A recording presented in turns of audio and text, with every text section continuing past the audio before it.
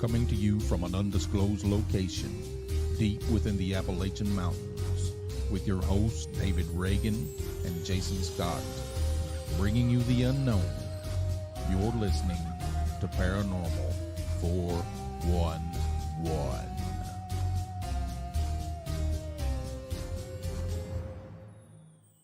Hello. Welcome to Paranormal 411, everybody. Woo, welcome. Sorry we're a little late. Yeah, we're a little late. We had technical difficulties. We're your hosts. I'm Jason. David. And hello, everybody. Welcome. Woo. Welcome to the show. Yes.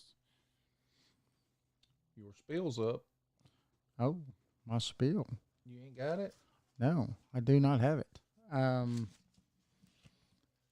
Hey, if you're looking to find us, you could do that at paranormal411.org. You could also find us at Paranormal411 on Facebook, YouTube, and Twitter. We're also on all of your favorite podcast platforms. Join us. Join us. Hey, we got we actually got Roger over Roger's here in the house with us tonight. In the house. Hey. Plus, What's we up, got a Roger? great show lined up for you. Talking about some Bigfoot with Ooh, Justin Decker tonight. Justin Decker. And you know, if anyone hasn't listened to our show with Justin, when we bring him on in just a few minutes, we're going to have him tell you his story, because Jason and I both think that his story is pretty dang fascinating. Oh yeah. And so, you know, before we bring Justin on, though, I do want to let you know that we do have a book, and you can find it on Amazon. It is East Tennessee Hauntings and Lore. Great little coffee table book. Right, Jason? It is. Awesome. So you want to bring Justin on? You ready? Yeah. Well, let me do his bio. Do it. So Justin Decker is fast gaining momentum and recognition in the cryptid community as his extensive study and vast knowledge of mysterious creatures are both captivating and intriguing fellow researchers throughout the nation. I didn't mean to pause in there. You really did. The epicenter of the Great Smoky Mountains is where he resides. Cosby, Tennessee, I think. Mm-hmm. Shoot, let's just bring him on. He can tell you all about his stuff, because this is a long bio right here. It's longer than my arm, and I've got some long arms, and I'm not a monkey. So He's also interested, though, in other unknown subject matter, and describes himself as a curious seeker of anything odd and peculiar. And his life's motto is Vivamus Ferox, which is Latin for live fierce. heck yeah, I like that. That's cool. Let's bring him on. What's up, man? How you doing? What's up, Justin? Hey guys, how you doing tonight? Oh, we're doing good. Thank you for coming on tonight with us and talking with us. Yeah, my pleasure. I love coming on and talking with you guys. We always have a good time. Yes, sir. Absolutely. You know, a lot of people may be getting to hear your story, and we all find it, I mean, it's a fascinating story. If you don't mind, you know, let a lot of these people that might be new understand where it is that you're coming from and everything like that.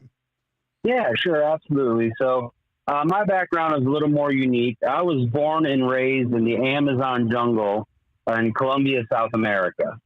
My parents was called contact missionaries. So it was their job to discover uncontacted indigenous tribes in the Amazon jungle.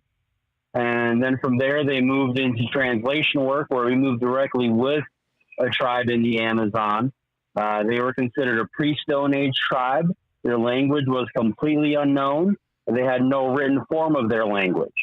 And so that's when I moved with them out into the jungle, living with this indigenous tribe, and lived there until my school age. And I started school, still lived down in the Amazon, would go out to the jungle during my school breaks. We finally moved back to the United States when I was almost 10 years old. So I spent the first part of my life living out in the middle of the Amazon jungle with natives and their lore and everything going on like that. So that's kind of my background and where I come from. That's fantastic. Living there and living there until I was 10 gave me just a whole different perspective on life and everything in general. So I kind of use that when I come into my studies of the strange and unknown stuff. Did you find a lot of strange and unknown things that they consider natural and part of everything there? Yeah, absolutely. Part of their, and here we'd think, oh, that's lore. Sure. So specifically given our favorite topics here, the tribe had, I don't want to call it a legend because to them this was 100% real. So they believed in a creature called Nimitz. And he was about 5 foot tall, which was their average height. So they just called it man size. He came out at night. He was strictly nocturnal. His arms hung down to about his knees. He was completely covered in hair. He was bipedal, walked upright. And if he caught anybody away from the safety of the clan and the campfire at night, he would catch them and consume them and drain their blood. Oh, wow. Yeah. Crazy. So that's technically their Bigfoot legend. That was their creature. During the day, he would sleep in hollow trees and come out at night prowling and looking for his prey. Wow. Yep. So that's almost like a Bigfoot meets a what is that the Hispanics have in the chupacabra, right? Yeah, I mean, kind of, yeah, because that was what it was. That's specifically they would say it would drain your blood. Right. Wow. So yep. That's pretty crazy. So growing up in that, how did you feel about that when you first started getting introduced into these things? Well, we were just always taught just to be aware of your surroundings, and we never went out at night anyway. That was just foolish. Right. And so we were just, and being a young one, I had my rules of where I was allowed to go unsupervised. And if I had one of the Indians with me, then I was fine. I could go wherever because they would take care of me, So growing up for me, it was just part of my natural world. You were cautious of snakes. You were cautious of jaguars. You were cautious of, spiders, and it was just part of your natural world. You were just always cautious and aware of what's around you. Wow. Yep. And then I like to tie in because previous to my dad working with that tribe, he was doing the contact work, and they were trying to find a tribe that they called the Hadawa tribe. Now, to this day, this tribe has still never been contacted by anybody, as far as we know, as far as missionaries or white man in general. But on one of his trips, him and his companions were on a boat going down a small river. They rounded a corner, and off in the distance, up in the treetops, they saw 3 to 4 very large ape-like creatures. And they were, my dad said, probably chimpanzee size. They were black, but they weren't bulky like a chimpanzee. They were a bit longer and leaner. And he said as soon as they caught the sound of the motor of their boat, they took off through the trees at an extremely fast pace. What caught their attention was the size of these guys. Being familiar with all the animals in the jungle, because, they hunt them, they eat them, they experience them on the regular. They knew that these were far larger than any species of primate that should be down there that they know of. Totally outclassed the 2 big ones we had down there, the howler monkeys, the black and red howler monkeys. And then there's another one that in America we call gray woolly monkey. And those were pretty much the 2 largest primates that we had, and they were very familiar with those. And these guys completely outclassed them in size and speed and everything that they could tell. And so to me, that just kind of ties in that maybe this is what the Indians were talking about in their story. Wow. That, to me, when you have stories like that, and then you have some unknown primate, and these people live in those woods all the time, right? I mean, Exactly. you know, that is their habitat, you know. Yep. When you start talking about the North American primate that we all call Bigfoot, you know, it almost gives even more credence to it. Absolutely. And Absolutely. And that's one of the things that really fascinates me with the subject in general is if you look around the world, I mean, there's legends of these types of animals everywhere. Not just legends, but it's part of their local fauna. They don't see them every day, but to them, these are real flesh and blood creatures that they can encounter in their lives as they go about their daily business. They're not mystical. They're not magical. They're just another critter out there that they look for and they see from time to time. And that's the Asian continent, you know, over China, India, you know, Eastern Europe block, everywhere. Every continent in the area has one, you know. You know, and when we talk to a few different people about this subject, only a few of them talk about this. You know, our good friend talks about this too, but about the fact that, you know, everybody's too busy looking down, seeing footprints. Yeah. But what's to say these things aren't up in the trees like what your dad saw? And that's why they're not seeing them as often, is because they're more tree bound than what we really believe they are, just because of their size. Yep, I believe so 100%. In my research, what I started doing, and I started my Bigfoot research when I was about 12 years old. I'm 41 now, so I've got a couple of years under my belt, you know? Right. And back then it was just reading as much material as I possibly could. You know, books, case books, a lot of Lauren Coleman's work. And then on the internet, I was just reading report after report after report. Anything that I could find, I just devoured. And the way I work and the way my brain works is I can remember a lot of that stuff, right? And I can't tell you how many reports I have read of these things being up in trees, right? Like up north, deer hunters, they hunt in tree stands. Right. And so they'd be up in the tree stand waiting for deer, and they're looking across, and they might be 10, 12 feet up in a tree, and staring directly at them from across the clearing or whatever they're hunting is a Bigfoot sitting in a tree watching them. Yeah. You know, I've read multiple reports like that, or just in general, somebody comes out on their back porch and shining with a spotlight, and there's one 20 feet up a tree. Yep. You know, it happens all the time. There's reports of it constantly coming through. That kind of makes sense to me when you'll find sometimes you'll see one or two prints and then they kind of disappear. Mm-hmm. Well, if they went tree bound, and we've also heard about them skipping back through their own trails to not leave too many, and also using logs and rocks and all kinds of other things to not leave trails where they go. Yeah, absolutely. And but being tree bound would make the most sense to me. Well, I just see it as another way. They're masters of their environment, right?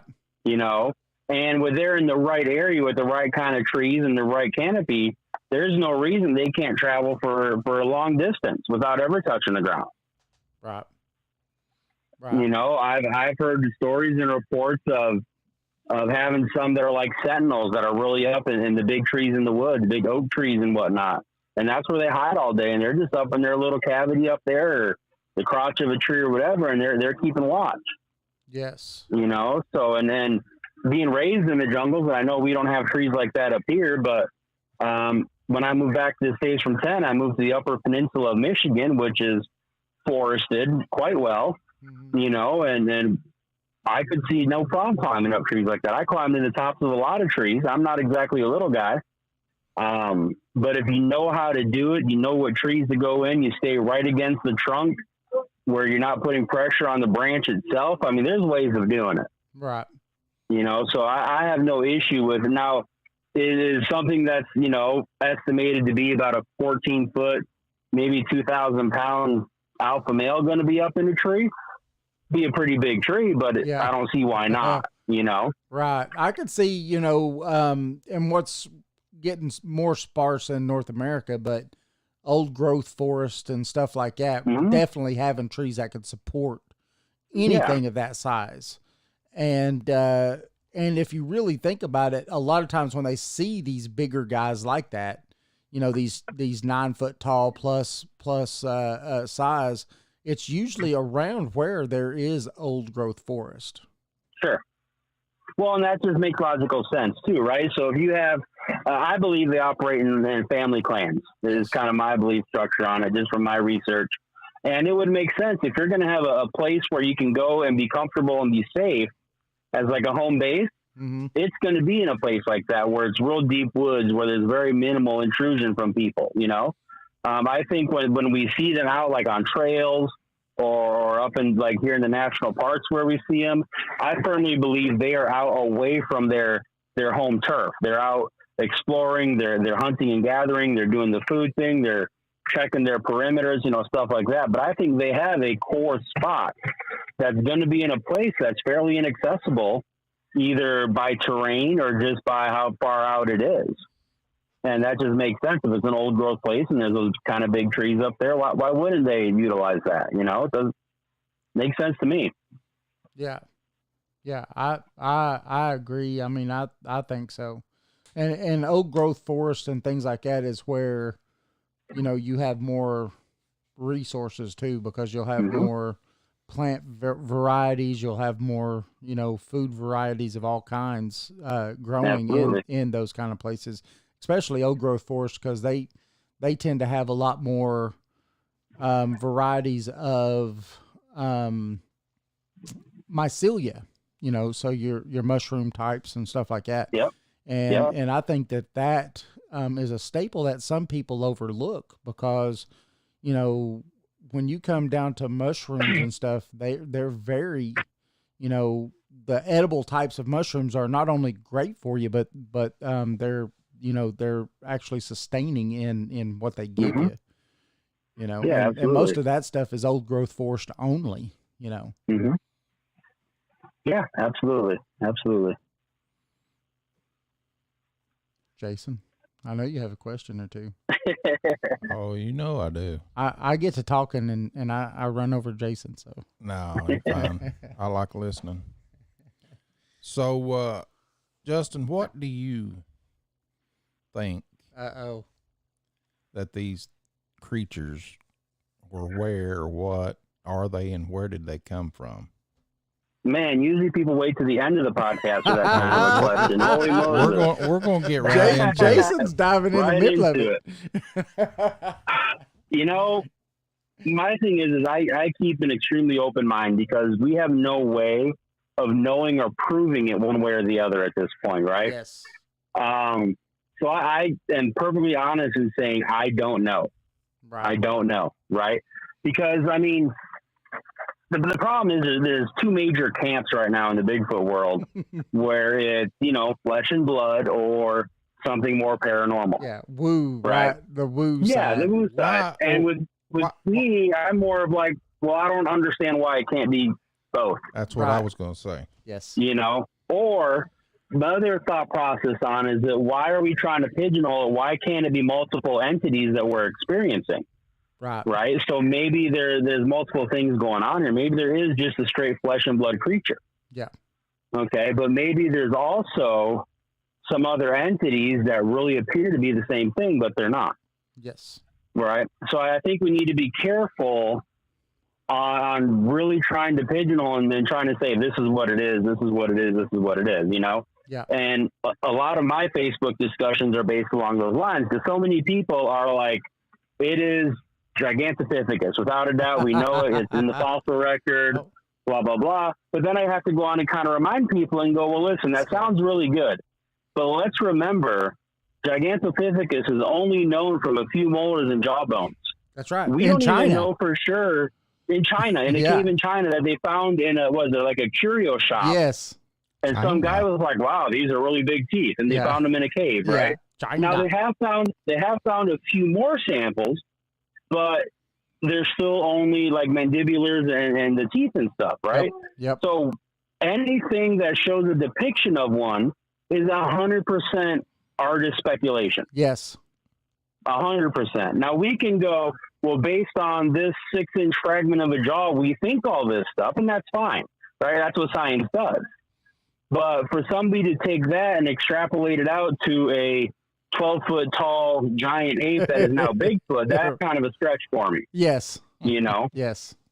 And on the other side, okay, well, I've heard people go, well, Bigfoot is actually an ancient tribe of forest people that are very spiritual. They're protectors of the forest. They have their own religions and they have shamans and all this kind of stuff. And I say the same thing. I said, well, okay, but where's the evidence of that? Well, that's just what I know.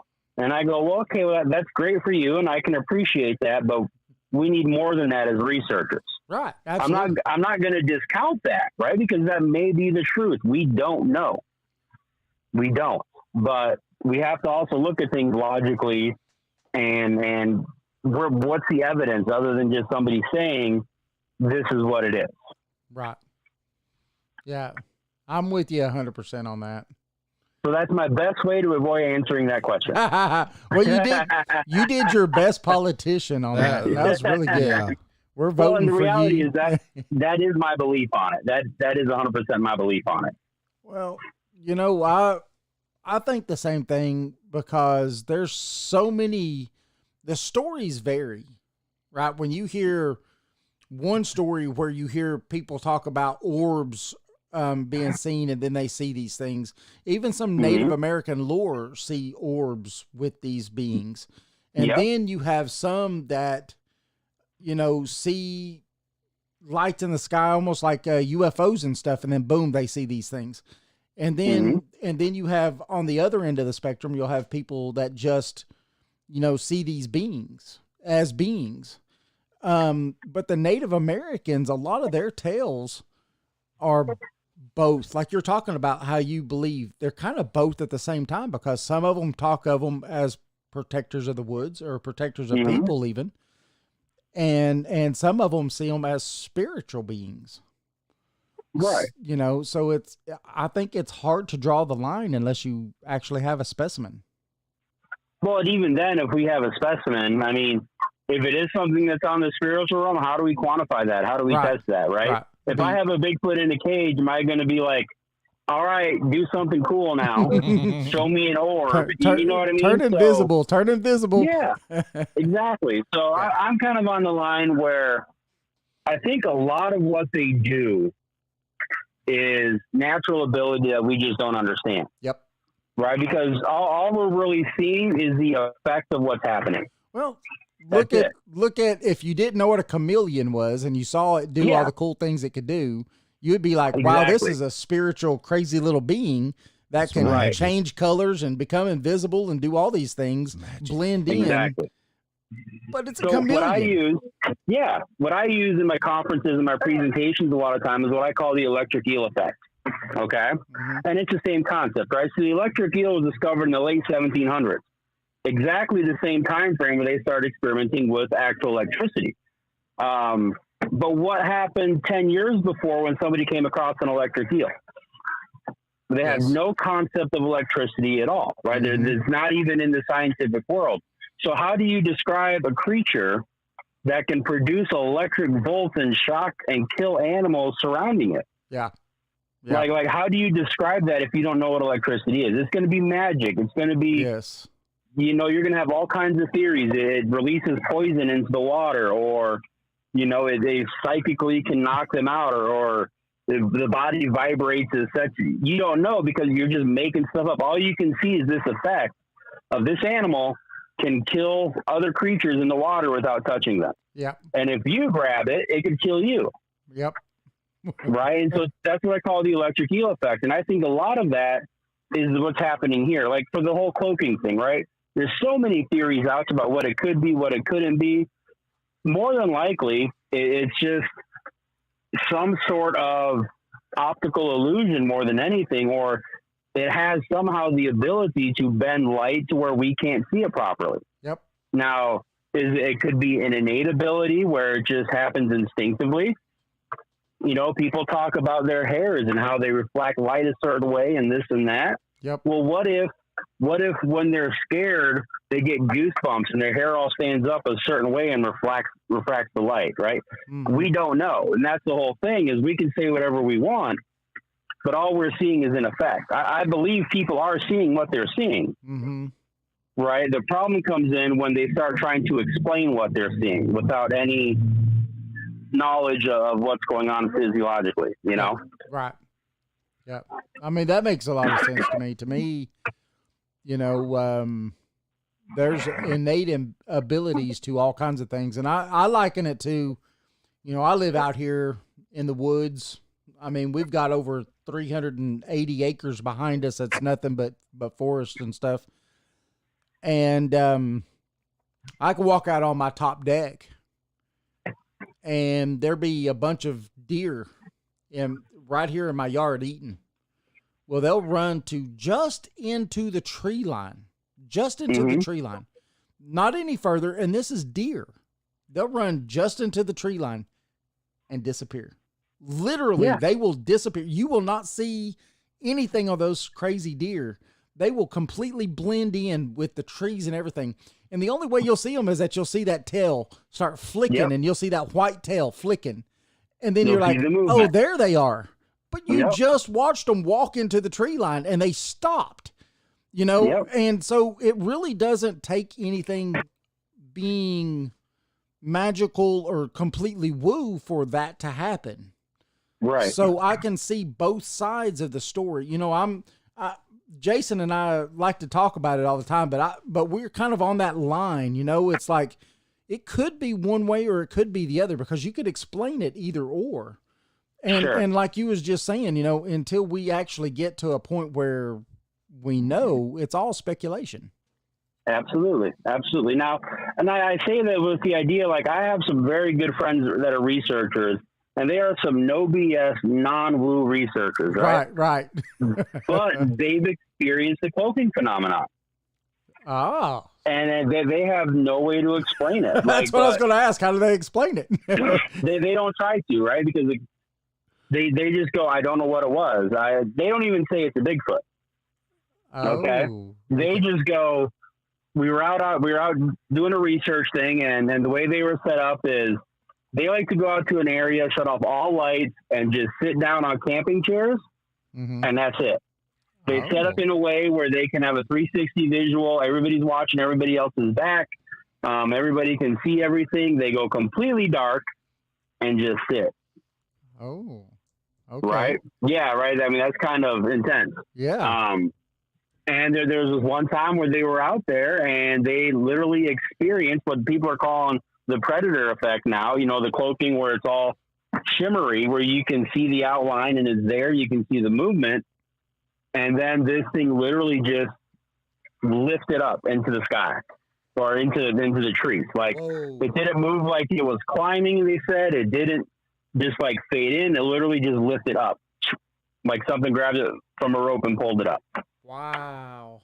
And in my opinion, this researcher is beyond reproach. Like, I trust him implicitly when he tells me what he's experienced and what he's gone through. Yeah. You know, and a big reason I trust him is because he'll say, I don't know. I can only tell you what I experienced. Yeah. He doesn't try and fill in with the fluff and all this other stuff, you know? But what do you do with that? It's just kind of like, I'm not going to call him a liar. Right. You know what I mean? But so I have to accept what happened, but I don't try and define it because I can only accept it for the story as I'm told. Right. Yeah. And I think that's a problem in the Bigfoot world a little bit too. And maybe you can elaborate on it a little bit more, but I think there's a problem where people they'll ask people for their experiences. Mm-hmm. But when a big piece of that starts becoming woo, they just discount it all. Sure. Because they're just like, you know, whatever, you know, this person, I just can't trust them. And I'm like, when you start discounting parts of it, then you're picking and choosing what you want to hear.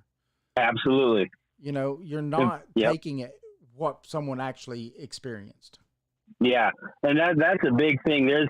I'm not going to say it's an initials, but there's a big organization online out there that had a TV show that never found anything. I know.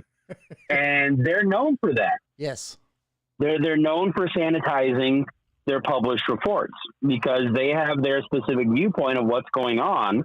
And so anything that contradicts that, they just don't even put any merit into, to the point of literally leaving out of their published reports.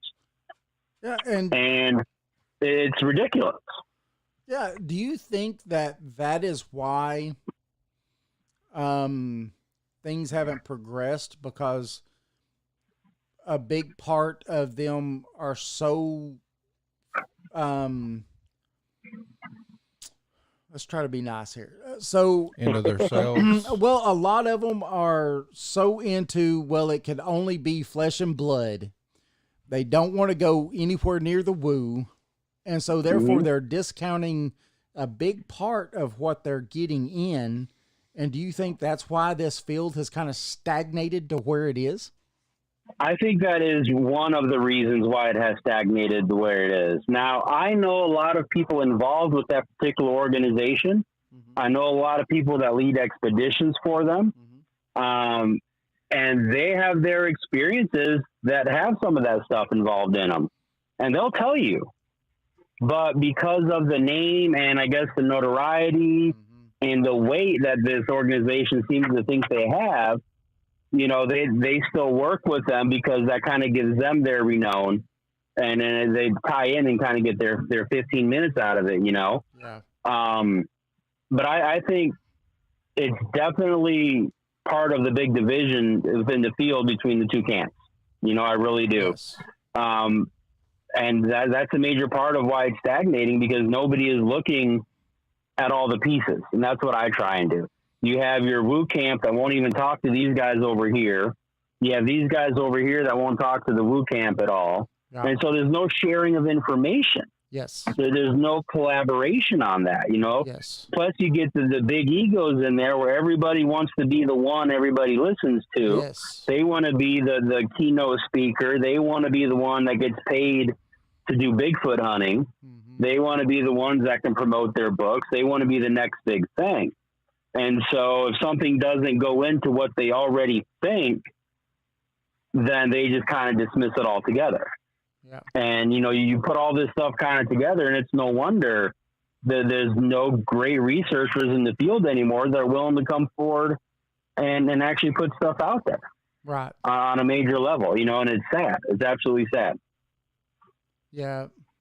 It makes sense to me, because you would have Group A, Flesh and Blood, which has some pretty big names, right? I mean, some PhD people even in this camp over here. Yeah. And so that gives them, like you said, this air of, you know, well, what we're talking about is right, and everybody else is, you know, weird because they fall in the UFO category or whatever. And tinfoil hats. Yeah, let's all put our tinfoil hats on. I do the tinfoil bandanas more than That's anything. It. So.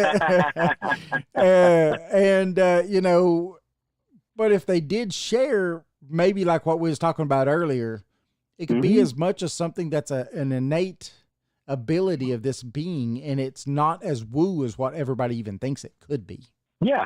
Absolutely. I just, you know, a good friend of mine, Josh Turner, Wolf, he does the Paranormal Roundtable podcast. He likes to say that all magic is undiscovered science. It is. Yeah, that's absolutely. You know, and I agree with that sentiment. You know, yes. I agree what he's trying to say there. Yep. Again, you know, 300-400 years ago, we never could have even conceived of anything that's going on in this day and age, right? Mm-hmm. I mean, back in the 80s, they thought we'd be having flying cars by now. Yep. The Jetson. Right? So we just don't know. We just don't know. But yeah, you know, it's collaboration and it's understanding the idea that even if these things are some kind of spiritual being, okay, let's just say they are, they still have a flesh and blood aspect to them. Right. Right? And so why discount either or? You know what I mean? If we have, I know there's no proof, but if we have evidences, then we need to follow where that evidence leads. It's as simple as that. Okay. You know? Yep. Like I had a theory, I still have this theory, and I discussed it with Dr. Meldrum because it's a foot theory. And my concept was, I think Bigfoot have an extra fleshy padding on the bottom of their feet. It's not a normal just foot like we have, obviously, but I think there's an extra layer of protection. And I think that shows in how if you have a long track line of prints, sometimes those prints seem to kind of fluctuate a little bit. Even if it's the same right foot, it's going to leave different tracks a little bit every time. And I've seen tracks where, the impression will be over twigs that aren't broken, right? Or they'll be over sharp rocks, and it looks like the foot just kind of formed over it, Or sometimes we get these tracks that look like they're flattened out like pancakes, right? And those don't make any sense to me, other than the idea of, well, maybe that's because there's extra pressure and this extra fleshy bottom part of the foot spreads out more. Yep. And I had a brief discussion with Dr. Meldrum when I visited him up here in Gatlinburg. And he at least agreed it was a plausible theory. There's no studies done on that, but he agreed that could definitely be a real possibility. Now, did he bring up the thing that he talks about a lot, like the mid-tarsal break and things like that too, for the ability of that thing to be able to flex in the mid of that foot to kind of do some of that stuff too? Yeah, I think that's, to me, that's a standard given. That's going to be there. Yes. You're going to have that flexation in there. That's just how it grips, how it gets the extra traction, how it can do what it does that we can't do, right? Because we can only grip with our toes instead of full force and have the extra friction of the half of the foot, Right. Yeah. Yeah, that makes sense to me. Yeah. And then if you look at the patty film, I know for a while people were talking about how the heel looks to be distended. Yes. Where the Achilles connects further up into the foot and the heel sticks out farther. I think that's an additional evidence of this extra fleshy part of the foot. Yeah. Yeah. But it's just about sitting there and thinking about some of this stuff and going, well, maybe there's a physical thing we just don't understand. We can't just call it woo or eye shine. I mean, that's a big one, right? Everybody talks about eye glow, where the eyes are glowing with no external light source. There's no moon, there's no stars. We're not shining a light on them, right? And as we understand how eyes and stuff work now, that shouldn't be possible at all. To the idea even of, if they had some kind of internal light in their eyes, they would go blind because it would be reflecting inside their eye and they wouldn't be able. And I go, well, yeah, if it's designed the same way, right? But we don't know, right? So we don't know if there's some sort of bioluminescence going on there. I've taken reports of where the light actually seems to shine out of their eyes like flashlights. Right. I've taken a report where the light extended out like 6-7 inches and then came back into the eye. Wow. And again, this was a person that, why would you make something up like that? They had no experience in Bigfoot. Right. They were out hiking and it was getting towards the evening and something was following them up on the ridge and they saw eye shine, and next thing you know, it looked like flashlight beams coming out of their eyes, and they went back in. Wow. Biologically, that makes no sense whatsoever from our current understanding. Right. But that doesn't mean we know everything, Right. Yeah. We got a question from Wendy. Okay. We're talking about the footprint again. Okay. Could they be carrying a little one? That's why it looks like it spreads and looks flat. Well, it's possible. Absolutely. I mean, I definitely believe they carry their little ones around with them. But there has to be something to spread out and look right. If there was nothing to spread out, the print would just be deeper with the added weight. And if you had a good tracker, they could tell if the infant was being carried on the right side or the left side by how the prints were going. Right. You know what I mean? So yeah, definitely. I firmly believe I've had friends that had trackways where they followed them for a while, and then all of a sudden there was some baby prints along with it, and they went for a while, and then the baby prints disappeared. I've also heard stories of where they were carrying somebody, and then when they went to walk off, they could see them taking the baby and putting it up in the tree, and then them walking off, and then the baby going in the tree. Yep, I've heard stories like that. I've heard stories of people coming across babies up in the trees. Yes. As like a safety net, that they were hiding in the foliage up there. And they were like, oh my gosh, it's a monkey. But then mama come along, and they realized that wasn't what was going on. It was like, oh, look at the monkey. It's not a monkey. Yeah. I think that was in Florida, if I remember the report correctly. That happened in northern Florida. Somebody was out hiking and experienced that.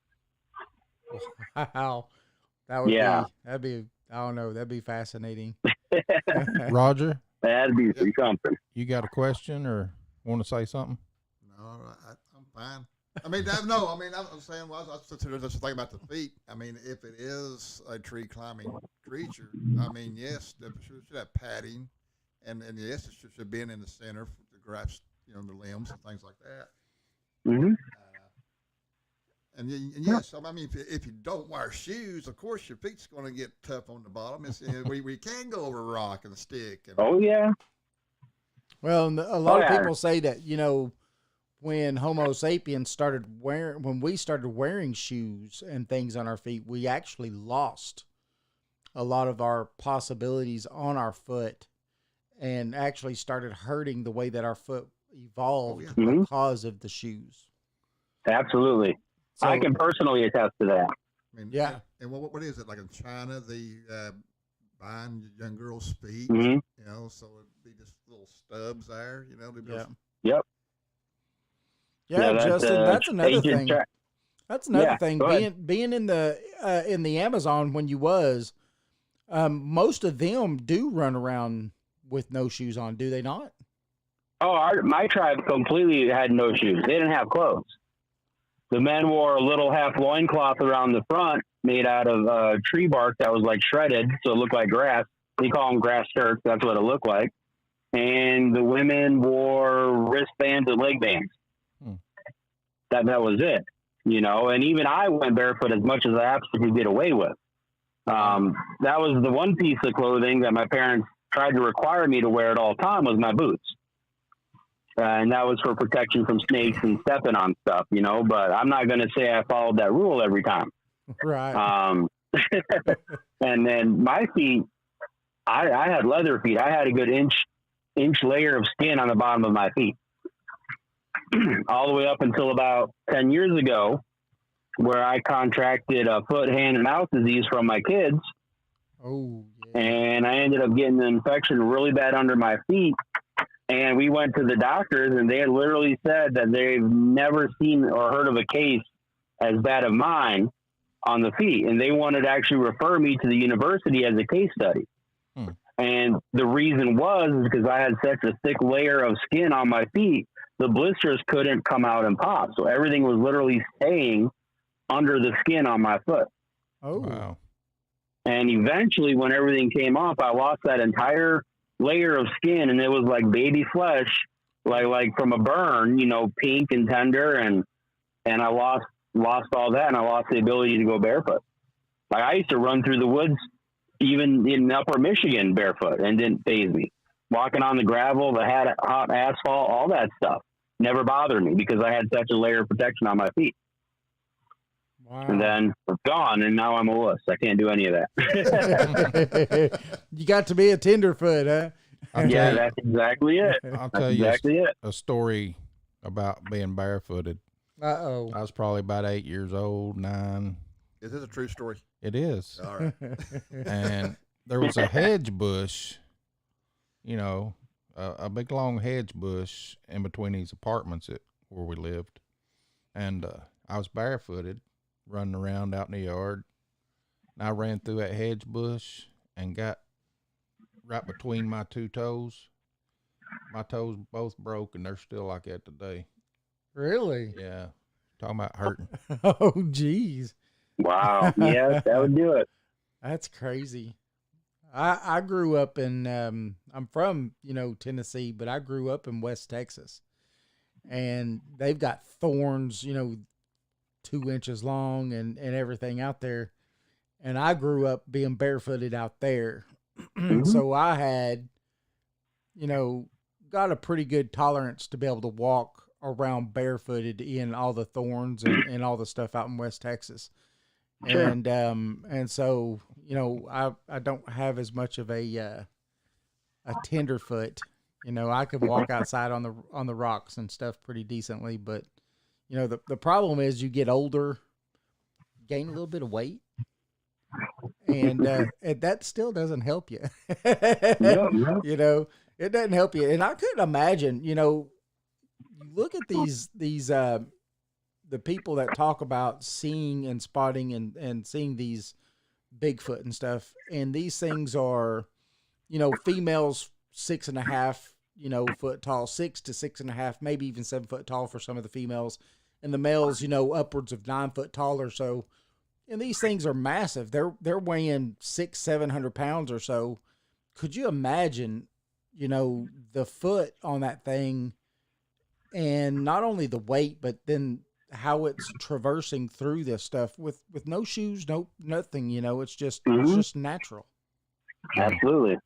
Hey, Justin, Jennifer. Yeah. Jennifer wants to know where the photo is of you in a grass skirt and boots in the Amazon. That must be my Jennifer, huh? Yeah, it is. My fiance loves that picture. So I always welcome everybody. Come check out my Facebook page. I have it public. Go ahead and invite me if you want to be friends. I have albums on there of my time in South America, my life in the jungle. And I do have pictures of me as a kid down there. And one of them is I'm in my grass skirt because I was living in the jungle, and then the Indians were my friends. And I spend most of my time with the kids my age, And so I had my grass skirt, and you can't really see it too well, but behind me I have my spear and my blowgun, and I'm holding up one of my poison darts, and I'm wearing my shiny blue snake boots. And I'm probably 6 years old in that picture. That's awesome. Yeah, that's so awesome. I always say, check out my Facebook, go to albums. I have 3 or 4 different albums on there from the jungle, and you can see the pictures and see what it was like. See my dad out exploring, and see the Indians I lived with in the mud house that I lived in. It's all out there. And is that Justin Decker on Facebook? Yeah, just Justin Decker. Okay. You'll recognize me because I'll have a bandana on, and yeah, I'm out there. Oh, that's awesome. I'm going to have to look that up. Yeah. I'm going to have to look at it. That's awesome. Yeah. And I'm willing to answer any questions and freely talk about that stuff. It's an open book. Yeah. Take anybody's, if they've had a sighting or anything, take their sighting and stuff there too. Or do you have another place you like that? I just prefer people just to message me and tell me, and then I'll ask them 5 billion questions, and we'll kind of go from there with it. Right. I collect any report, so even not just Bigfoot. I like my bio was saying, I'm into anything and everything that's kind of strange and weird. Okay. And I know people that research all of it. So if it's not something I'm familiar with, I'll reach out to somebody who I think would be familiar with it, and then we go from there. Perfect example. I was part of a hiking group. I'm in lots of hiking groups because I used to enjoy that before my heart went bad.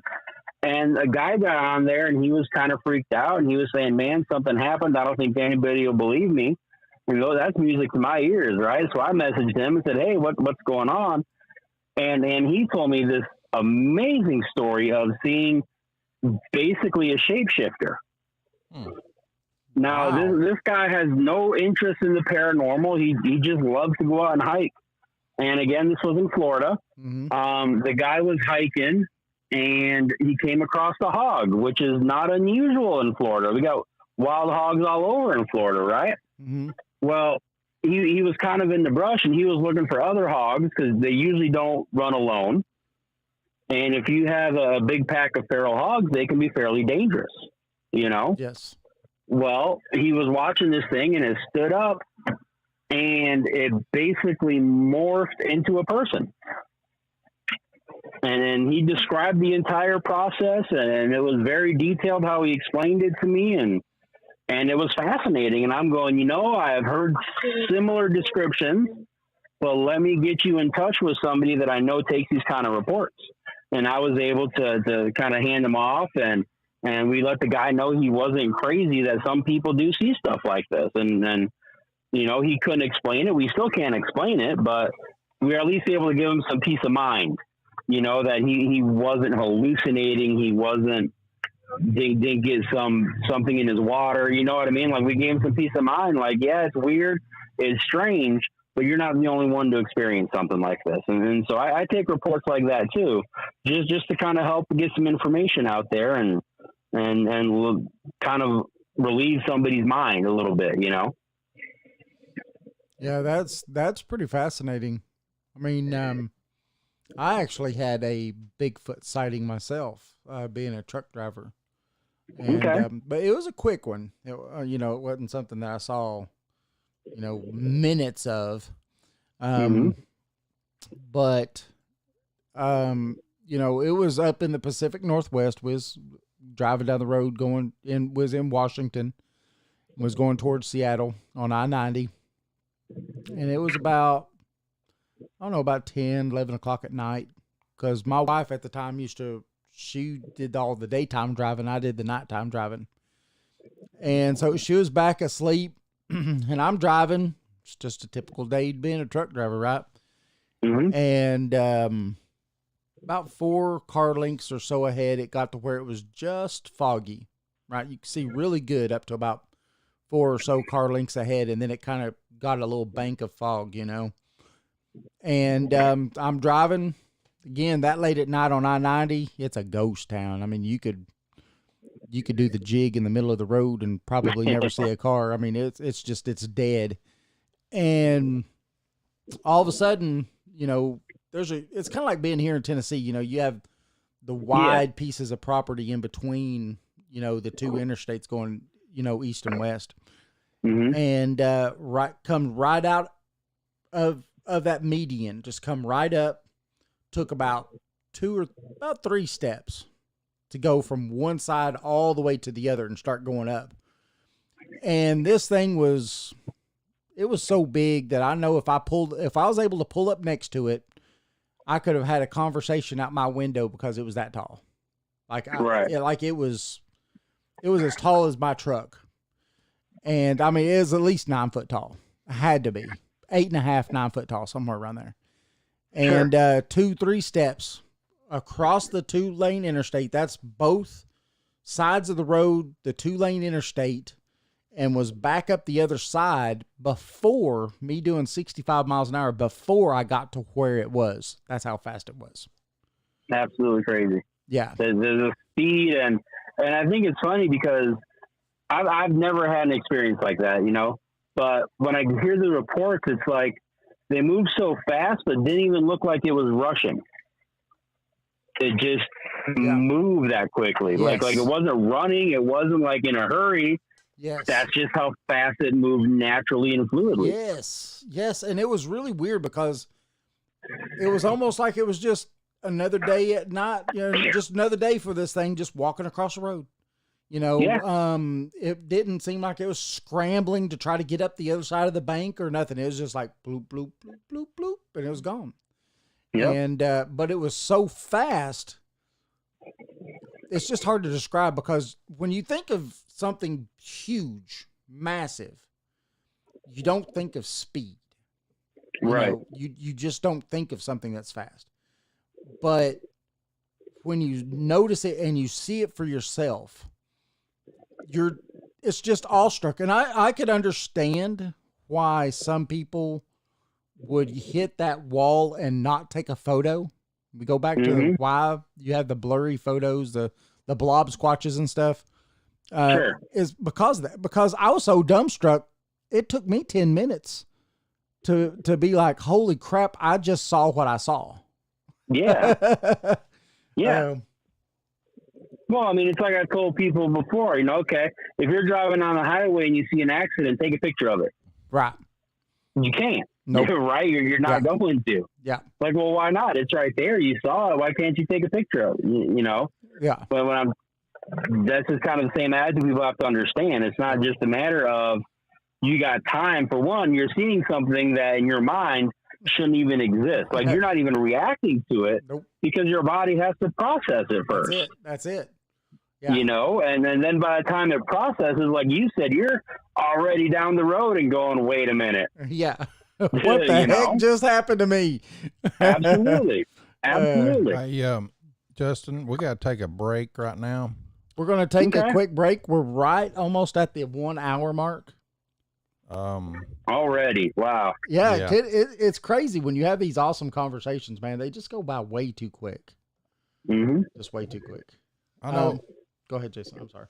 I know you said you've been getting some new reports. When we come back, we'll talk about that. Yep, I've got activity going on right behind my house, so I'd be happy to tell you all about it. And I got your picture pulled up here of you in the skirt. I'm going to show it to everybody if that's okay. Oh, yeah, absolutely, right. Absolutely. There we go. But we got to take a quick break. Okay, I've got everything pulled up, so we're ready to take a break. We'll be right back after this quick break, Justin, and everybody. We'll be back. You're listening to Jason and David, Paranormal 411, and we'll be back right after this quick break. Hey, this is Eddie from Legends and Lore Pizzeria, and I listen to Paranormal 411. Love y'all and keep it squatchy. In a world on the edge of oblivion, go to paranormal411.org for all of your paranormal, extraterrestrial, and cryptid needs.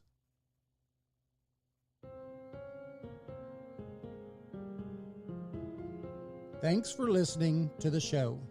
You can find us on Facebook and Twitter at Paranormal411. Join us on the website at paranormal411.org. It's free to sign up and become a member. All of our upcoming shows are on the guest and events page. You can also listen to past shows on the website as well. And if you like the show and want to support us, you can do that by becoming a premium member for only $2 a month. Thanks for listening to Paranormal 411. Join us.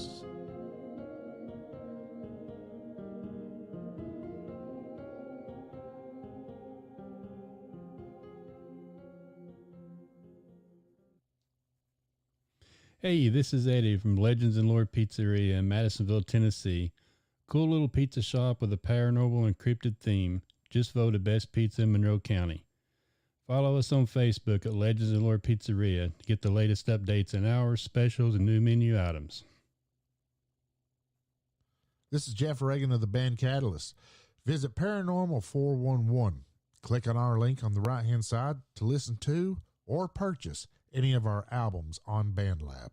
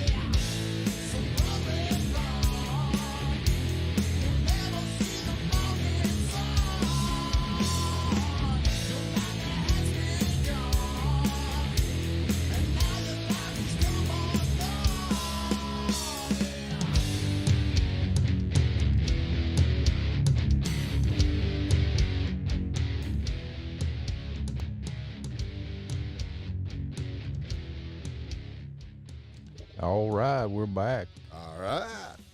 All right. All righty. Well, thank Catalyst for letting us use their music. Yes. Run, Bigfoot, run. Thank Justin for coming on. Thank you, Yes. Justin. Hey, my pleasure. Anytime, guys. Let's see if I can pop this picture up here for Uh-oh. everybody to see. Yeah, show it off. Uh-oh, where'd it go? Listen, when we come to the States, and then my dad would travel around to the churches and do his presentation as missionary, he was not shy about dressing me up like a little Indian boy. And I'd get up in front of the entire congregation in my little grass skirt. So Really? I'm good with it. That's Oh, yeah. awesome.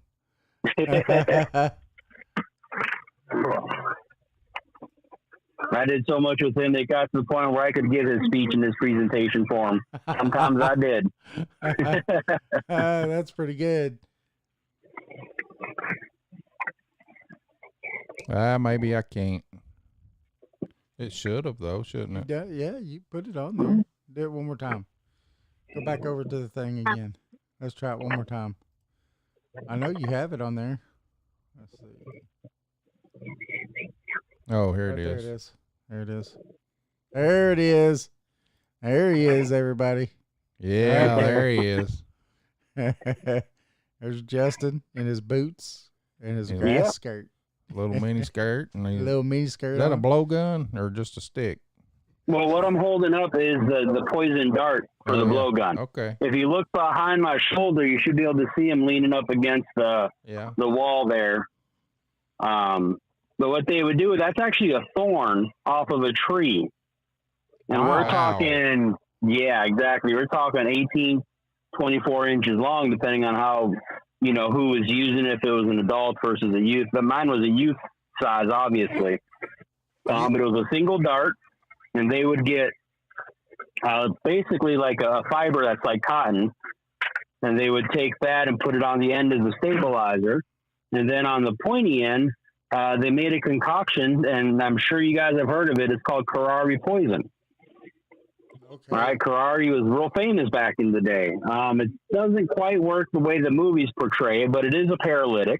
Okay. And so they would put it on the end of their darts, and that was their major hunting tool. That's how they hunted monkeys and birds and all that kind of stuff. And they would shoot them with the poison dart, and the Curare would get into them and paralyze them. Like in the case of monkeys, they would paralyze them, and they'd fall out of the tree. And then they'd go up to them when they were on the ground and dispatch them from there. Wow.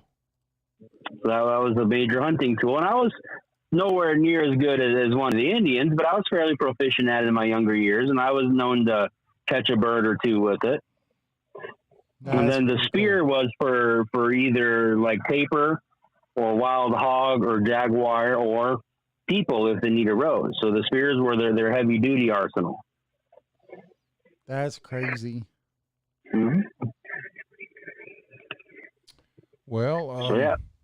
that is interesting, too. That is interesting. That is. That's neat. So you was said you had some where you went to invest, or I don't know if you investigated, but got reports Mhm. of like animal attacks or something. Okay, yeah, that's one of the biggest research projects I've done recently. And it's to counter the information that's going on out there in the paranormal and cryptid world. There's some podcasters and people out there pushing this narrative that there are dogman attacks constantly and the government's covering it up. Okay. And for those, dogman, I just say, think of a werewolf. That's a werewolf all the time. That's a dogman in that sense, right? Well, over in Cott County, which is one county over from me, in Newport, Tennessee, which I used to work in Newport. I'm very familiar with it. I've got lots of friends in Newport. There was a couple unfortunate animal attacks, and the two people died. They were spaced about 3.5 months apart. One was a male, one was a female. The male was attacked first.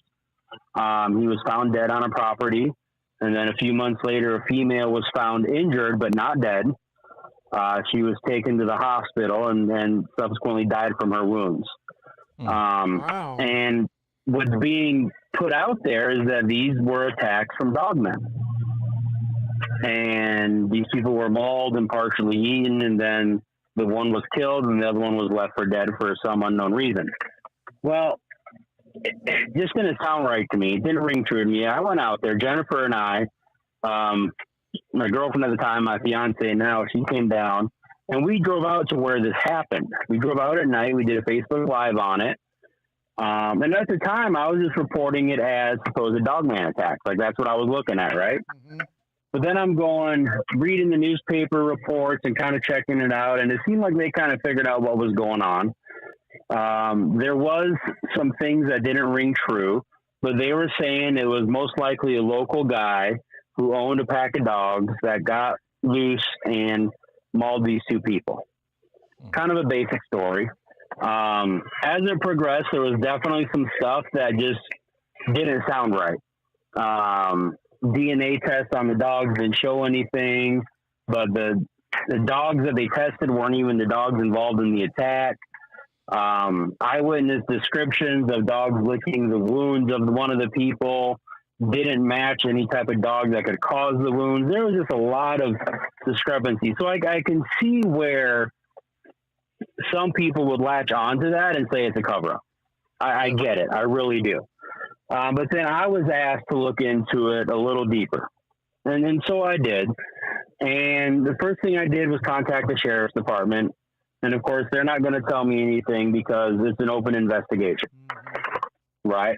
Yep. And they said any information they had, they already released to the media, and that was all they were going to put out. And I said, okay. So I contacted the newspaper people, the media people that had put out stories. And I was able to get the full press release that they were sent. So I got that put together so I could see the only information that had ever been put out by the police department. And I could look at where some people are saying, oh, this was found and this was found and the FBI was called in. None of that ever happened, according to the official police reports, right? Wow. And so then I decided to go a little further, and I contacted the coroner's office out of Knoxville, and I got the autopsy reports on both victims. And I decided to go a little further than that. And so I got onto Facebook, good old social media, and found several of the websites for the counties and the cities and stuff. And I just put out there, hey, I'm trying to find out what happened to these two people. If anybody can give me more information than what I'm hearing in the news, you know, I'm a researcher and I just want to know. And I was flooded with responses from people, you know, and just like any other reports, you have to go through and weed out the pertinent information versus people's opinions versus people's emotional responses, you know. Right. I took my autopsy reports and I sent them to a couple of friends of mine. One of them is a deputy coroner, now retired. He was also an EMS responder and a search and rescue captain for over 30 years. So I very much trust his opinion on these kinds of matters. He was also a registered nurse. So he has an inkling of how to read an autopsy report and you know, things like that. And then I sent them to another friend of mine, Pete, over in the United Kingdom, over in UK. He used to be a trauma ER nurse. So he is familiar with trauma, and he's familiar with the types of medical terms that were found in the autopsy reports, right? And so I went over it with these guys, like inch by inch, statement by statement of what was going on in both of these autopsy reports. And then I have another friend who is a military tracker and a dog trainer. He trained military dogs, and he still does train dogs for vets that have, you know, that need service dogs. And he's familiar with training aggressive attack dogs. And you know, so I wanted his opinion on these wounds and could they be caused by dogs, and putting all the information together with all the reports I got from the people that knew the victims, that knew the supposed person responsible, looking at the autopsy reports. To me, it's 99% clear these two people were unfortunately attacked by a pack of trained attack dogs. The damage caused is feasibly caused by these dogs. The dogs in question 3 of them were Cane Corso, which is Italian Mastiffs. Another one was a Pit Bull mix with German Shepherd.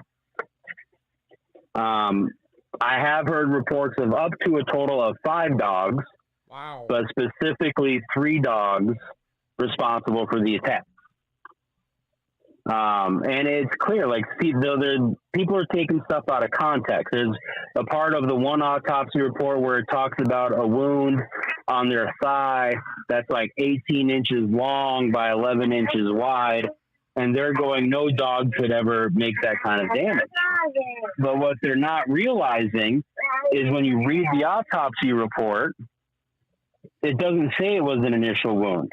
Right. That was an area of attack that had been cleaned up by the doctors, meaning they had cut away flesh in an attempt to save the flesh that they could and to cut out the infection and the damaged flesh.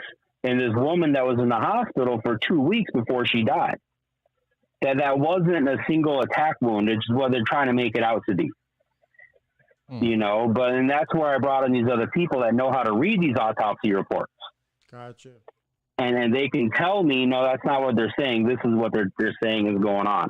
And I have been on a few podcasts putting this out there, saying, hey, guys, this is what happened. And then I have evidence of it. I can read these autopsy reports. I have people that have come to me and said, hey, I know the victim. I know what was going on there.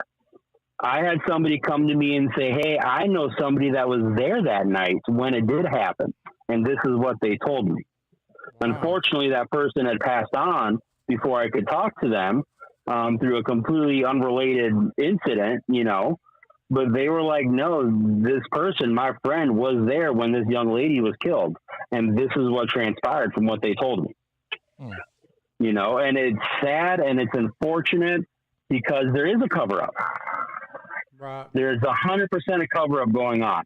But that's because the person responsible for these animals was a police informant. He was a police operative. He helped train police dogs for the force. And there is a cover-up going on, so this gentleman will never be brought to justice. And I use the word gentleman very lightly. Right. He has a history of violence. He has a history of using dogs for violence. He has and if you can look up the newspaper reports, it tells you who it is. I'm not going to say the name, but just a little bit of digging will tell you who it was. Wow. You know, and the police department or the sheriff's department or whatever unit it was doing the research is known for its corruption in the town. We talked to anybody about the police force during that time frame. They're known for their corruption. And it's sad because justice will never be given to the family of these victims because the case is still considered open. It'll never be closed because what ended up happening, the dogs in question disappeared. Okay. The gentleman ended up hiding out at his ex-wife's house and the SWAT team executed their warrant and they got DNA from dogs on the premises, which had nothing to do with the attack. And so all the DNA came back clear. Well, of course it did. There was intention to. Yep. You know, it talks about how they dug up a dog that had been dead and they did a DNA test on that. And, you know, no flesh was found. Well, somebody that knows the family told me that dog was a puppy that had been killed for 3 or 4 months ahead of time that died of natural causes on the property and they buried it. Had nothing to do with the case. Right. But they're executing a warrant. They're getting DNA samples from dogs and therefore this guy's in the clear because nothing matched up. They were trying to say, well, none of the dogs had human, you know, remains in their fecal matter or in their intestines or anything. Okay. Well, for one, the dogs were never impounded and a necropsy done on them. So how could they tell what the intestines contained? They couldn't. There was no way. Right. And if you do any cursory research on how dogs work, they eliminate their entire system every 24 to 48 hours. So there would be no remains because what people aren't realizing, the search warrant was executed 2.5 weeks after the attack.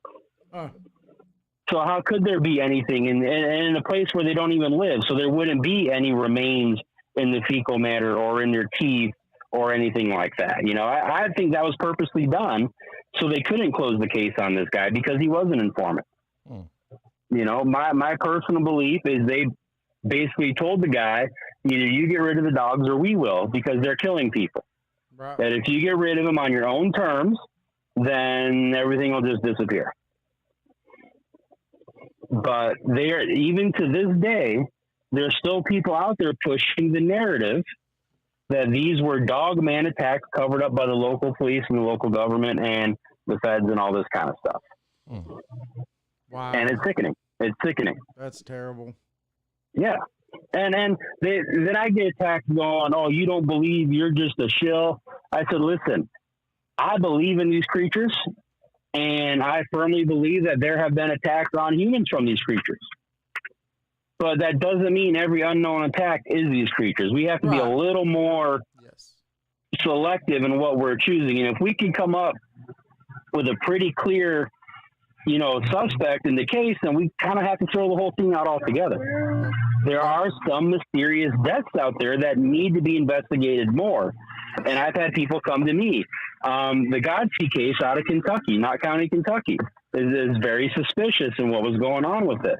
There was a lady, I believe, in one of the Carolinas, I don't remember if it was north or south, where she was found mauled to death alongside the road next to her car. These are more suspicious, and they need to be investigated further. And I've had people ask me, and I'm working on the Kentucky case with the young man that was killed up there. I'm working on that. I have a friend up there who's in the government, and he's pointed me in a couple directions, and is slow going on a lot of this stuff. You're not just going to jump in and get all this information, regardless of what some podcasters are putting out there. Right. Because there's one podcaster out there that's saying that he spoke to the family directly, and he's talked to this secret person and that secret person, and this is what's going on. And I just find that highly suspicious. Because, I mean, you guys know how it is when you live in Appalachia and Kentucky and Tennessee. Yep. These guys aren't going to talk randomly to some dude over the phone or to some stranger from the East Coast that happens to come up on your property and starts asking you all these questions. They are not going to open up to you. I don't care who you are. It ain't happening. Clan mentality in the Appalachians is strong.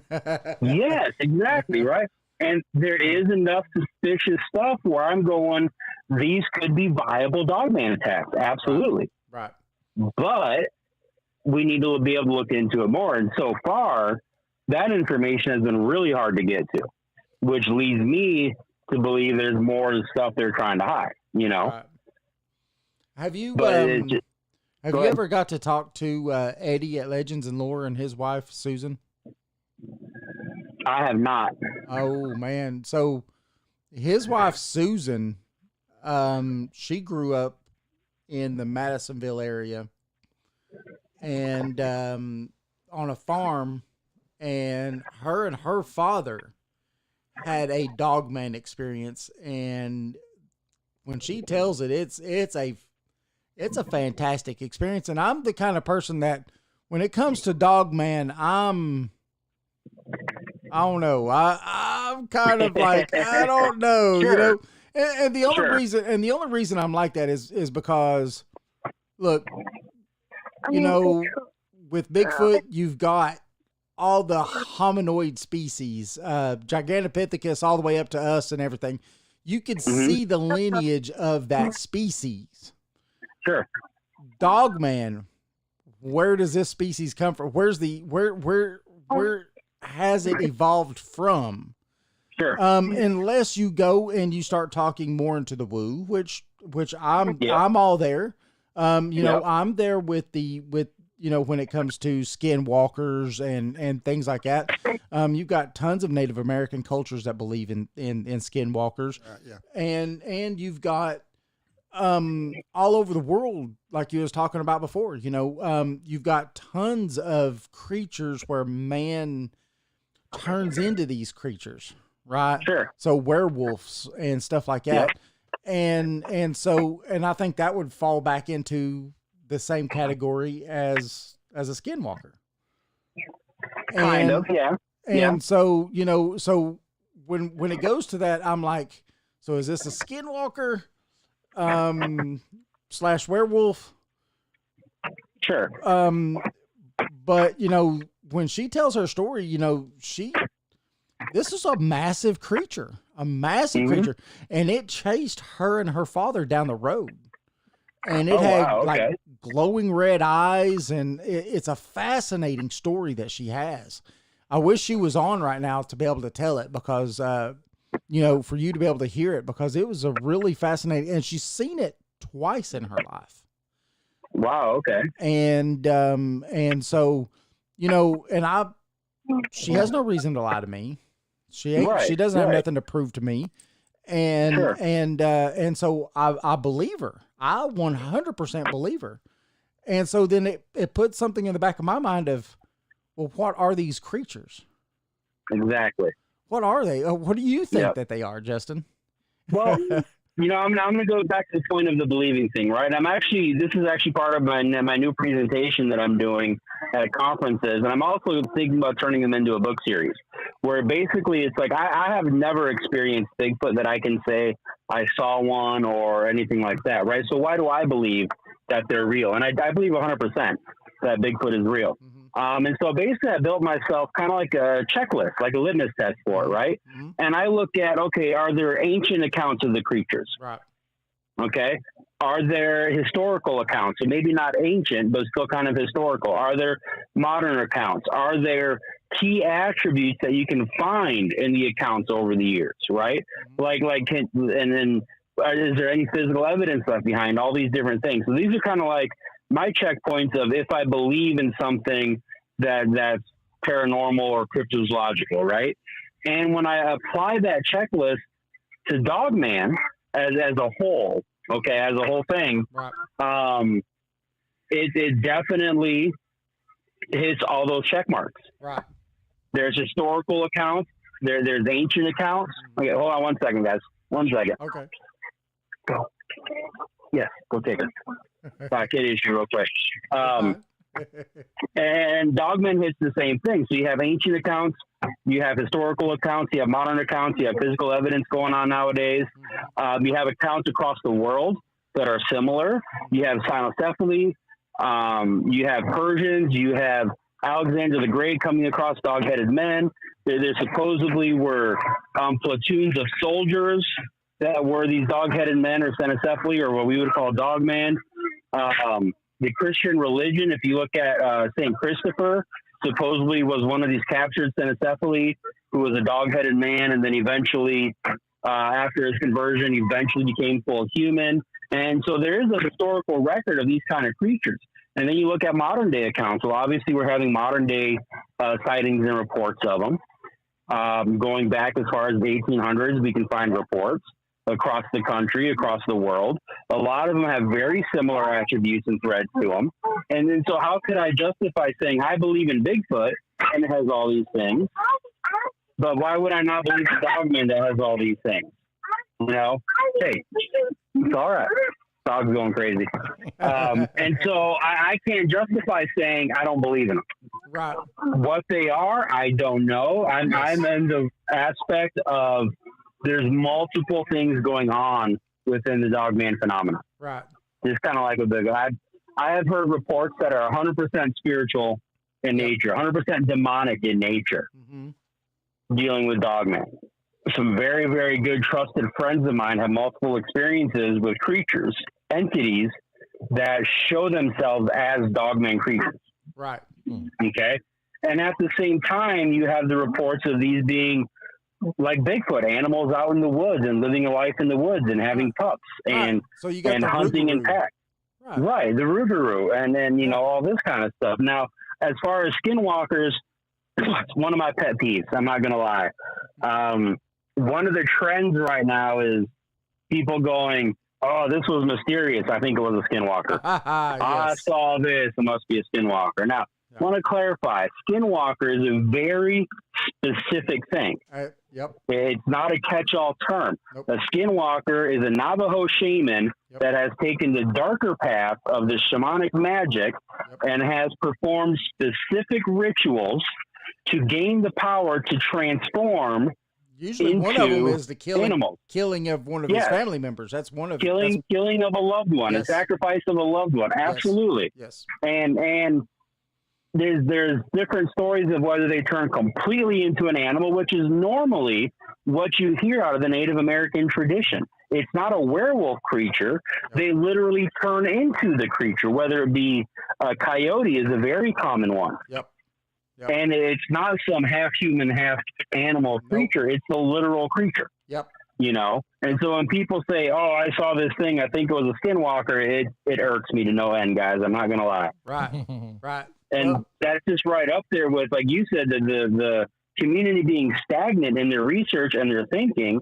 They're just hearing things and throwing it in without even looking as to what's being said or what people are claiming or even the words that they're using to describe things. Right. Right. Yeah. Yeah. And, you know, I think of the same thing, especially, like you said, when it comes to skinwalkers. It is a very specific thing. If you look in the Navajo and what they won't even say the word. No. The Navajo won't even talk about it because they believe that if you talk about it, you bring one to you. Yep. And you can't get one to even talk about it. And for them to turn into whatever it is that they turn into, they have to have the skin of that animal too. Correct. And they will usually wear that skin over their shoulders or whatever, and then they will turn into that animal. Yeah, absolutely. But it is a entity that can be killed. Sure. Yeah, it's a human. It's essentially a human wizard that can shapeshift. That's right. If you want to boil it down to the basic word. That's right. Yeah. Yep. Yeah. And like you said, it has been a catch-all phrase. And I think that Skinwalker Ranch has had a little bit to do with that. You know, I think it brought the phrasing a little more mainstream. Yeah. Yes, the rise to prominence on it and some of the tales that goes on, you know, going on with Skinwalker Ranch and stuff, has blurred the lines, and no one bothers, like you said, no one bothers to do the research to see, well, what is this supposed to be? It's easy. It's like, oh, it's a Skinwalker. Yeah. And what's sad nowadays, and especially social media, because that's what I do a lot of, you're not even allowed to correct people anymore without somebody jumping down your throat going, oh, are you an expert? Like, what's your blah, blah, blah? Like, where are you to come off and tell this person that they're wrong? And it's like, well, 30 years of research into this field kind of gives you a little bit of an insight to what's going on. Right. I'm not an expert by any means, but I know the difference between what a skinwalker should be and what a dogman would be and what a Bigfoot would be, you know? Right. Well, I mean, when you listen to the Rougarou is that atypical dogman. Yeah. But it is it walks upright, almost like a human. So it's almost like a Bigfoot with just a dog head almost. Yeah. Which is what a dog man is. It's the canine version of a Bigfoot creature. Exactly. Yeah. Yeah. With almost because everybody talks about it, it almost has like the cropped ears, you know, with the perfect pointed ears and the snouted stuff. And it's really funny because you hear some of the mainstream Bigfooters when they're brought, you know, some of this evidence and stuff. I've heard some of their podcasts that they're on and stuff, and they dismiss it thinking that it was a misidentification of a Bigfoot creature. He was standing in a way to where it looked like he had a snout. Sure. And that's what most of them say it is. That's about as logical as somebody going, you saw a Bigfoot? Nah, man, you just saw a bear standing upright running across the road. Yeah. To me, it's the same thing. Okay, so yes, maybe, just to throw a number on it, 10% of sightings are misidentification? Yes. I'm not going to say they don't happen, right? But listen, you're from the woods. If you're talking to somebody back here that knows these woods, that lives in our area up in Appalachia, we know what bears look like. Yes. Especially when standing up. They don't have shoulders. Yes. There's no shoulders to a bear. Their arms are placed there. We get bears at the dumpster where I work. Yeah. We see bears in this area all the time. Yep. They run across the road in front of us like deer do. Yep. You know? And I've only lived here about 4 or 5 years. Yep.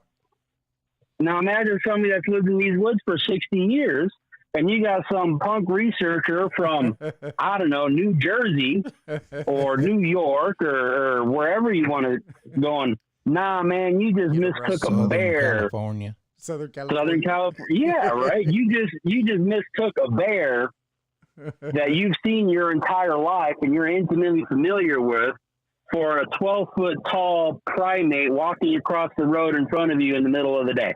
Yes. Like, come on, that sounds absolutely ridiculous. Yes. And to me, it's the same thing, right? Yes. If you see something that looks like a wolf standing on two legs, I challenge anybody to go look at a gorilla and mistake it for a wolf standing on two legs. Yeah, it ain't happening. It's ridiculous. It's ridiculous. You know, now I will say there's definitely an interesting fusion here, okay? Because we do get those reports of canine creatures with primate legs. They don't have the hawks. They have a human bending knee legs. Yes. With a canine facial structure. Yes. Okay, and that intrigues me. Yeah. Because that's two different physiologies combined together. Yep. Right? Now, if you tell me you see a dog man and he has, as they call it, the backward bent knee, yep, or your dog hawk, that makes perfect sense to me in what you're seeing, in the creature. Yep. And then so that's where I can say, well, okay, so I can see if there's a type of Bigfoot out there that has more of a snout like, say, a baboon does. Okay? I can see where somebody would be like, it had kind of like a dog's head, but it had the body of a human. Yep. I can see that. I can justify that. That kind of makes sense to me. So in that aspect, I think that's a real possibility where somebody mistook a snouted Bigfoot for a dog man. Okay. Because they don't know the difference. They're. Yep. Uh-oh, Jason. Sorry about that. No, it's all right. But then you have the other ones, like we said, that has the canine legs, the backward legs, the slender legs that are definitively canine and not like a primate or a human. So I think, again, there's multiple things going on within that dogman phenomenon. And some of the researchers are right. It could be a misidentified Bigfoot creature. Mm-hmm. But you can't say every single one out there is that, because that's just preposterous. Right. Well, and that's something that you bring up too, though, is the fact that the physiology, when you're talking about it having the hind legs of a canine, mm-hmm. and then they're finding, in some of those reports, they're finding huge canine footprints, like massive canine footprints. Yeah. Then you've got to think, okay, well then, what is this, or what could this be? Because here you've got a canine footprint. These people are saying they seen this, 9 foot tall canine, run through here, and could this be the same? Yep. And that's where I'm at with the whole thing, is that I don't know. For me, it's obviously got to be something. Yeah. I mean, I don't doubt that it is, but it's almost like a newcomer on the block versus how old and how long, Bigfoot has been around, and some of these other, cryptids that have been around. But, there's tons of groups out there that they spend their whole time just focusing on that one cryptid. Absolutely. And that's a good thing. That's not a bad thing. What I mean at all. Absolutely. Absolutely. Yeah. It's just like Bigfoot, right? I mean, the more you could get people with their eyes on it, and the more reports you get, then the bigger picture you get, then the more you could understand about the creature. Yeah, exactly. And so, I'm just fascinated with this creature that is this upright walking canine. Mm-hmm. And I'm like, where does it fit in our, in the way that our everyday reality, our human minds want to fit something into, it's got to find that piece of a puzzle. Where does it fit? Got to be in that box. It's got to be in this box somewhere. And, and maybe it isn't. Maybe it's not in the box anywhere, or Exactly. we've just never found where it does fit in the box. I mean, you know, Exactly. we don't dig everywhere and find bones everywhere, you know. No, exactly. No, I agree. So They come through a portal. Well, I mean, hey, we don't know, right? maybe. Another dimension. It's a dimensional. We don't know. It's possible. And actually, I'm kind of working on, I guess you would call it a theory. I'm not a scientist by any means, but I've been taking off some of the work from some other people, Ron Moorhead and his Quantum Bigfoot, and kind of trying to get a big picture overview of all this kind of stuff, right? Yes. And this is where I'm saying we need collaboration between all the fields that research anything paranormal, whether it's ghosts, whether it's, you know, the Shadow Men, the Black Eyed Kids, Cryptids, Bigfoot, Mothman, all these things. And I'm trying to come up with an overview theory that kind of encompasses everything. Right. And I'm on the right track. I think I have a pretty solid theory down. And I put it out there. It's not a theory that I think is solving anything, but I think it's going to help push us to the next level of thinking to try and understand where everything does fit into this puzzle. Because I believe, and I always have believed, that all this stuff is connected in its own realm, right? Like I was raised as a Christian. I am a Christian. I believe in the Bible. A lot of my thoughts are not very orthodox when it comes to traditional Christianity, but I'm a firm believer in the Bible and Jesus Christ as my Lord, personal Savior. And I think when you read the Bible, and if you read it for what it has so many things in it that we don't understand and we gloss over. Yep. And a lot of that stuff has to do with they just refer to it as like the spiritual realm, right? Mm-hmm.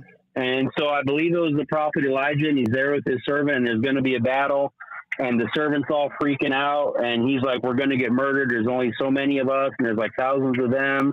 And then Elijah goes, no, look, and it's worded as like he lifts the veil from his servant's eyes, and he can see thousands of angelic warriors around them. Okay. And it just speaks to the fact that there is things going on that we don't see and we don't understand. And that's reality.